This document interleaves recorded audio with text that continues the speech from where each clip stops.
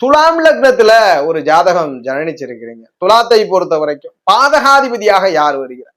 சரராசியாக துலாம் லக்னம் வருது. அப்போ 11ஆம் இடமும் 11ஆம் அதிபதியும் தான் பாதகஸ்தானம். இப்போ 11ஆம் இடமாக சிம்மமனை வருகிறது. 11ஆம் அதிபதியாக சூரியன் வர்றார். இப்ப சூரியமும் சிம்மமும் தான் பாதகஸ்தானம். லாபம் வரணும். ஒரு துலாம் லக்ன ஜாதகத்துக்கு நல்ல பொருளாக வரும்னா சிம்மமும் சூரியன் நல்லா இருக்கணும். ஆனா ஒரு பாதகாதிபதி ஆயிடுறாரு. அப்ப துலாத்தை பொறுத்த வரைக்கும் சூரியன் தனித்து எழுப்பது நன்மை அல்ல.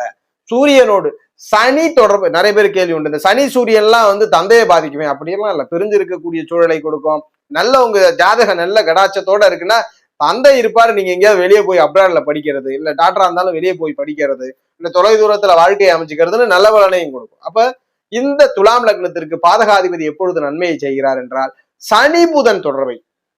சனி புதன் தொடர்பை சூரியன் பெறணும். இதுல சனி புதன் ஸ்தான பலத்தை இழக்காம தொடர்பு கொண்டிருக்கணும். அவரு ஆட்சி உச்சம் பெறலன்னா கூட பரவாயில்ல, நட்பு வீடுகளாவது இந்த நிலை நிகழும் பொழுது யோகம் பண்ணுது. பாதகாதிபதி பாதகத்தை செய்யறது இல்ல. துலாம் லக்ன ஜாதகர் பெரும் லாபங்களை அனுபவிக்கிறார். அதுபோல ஜாதகம்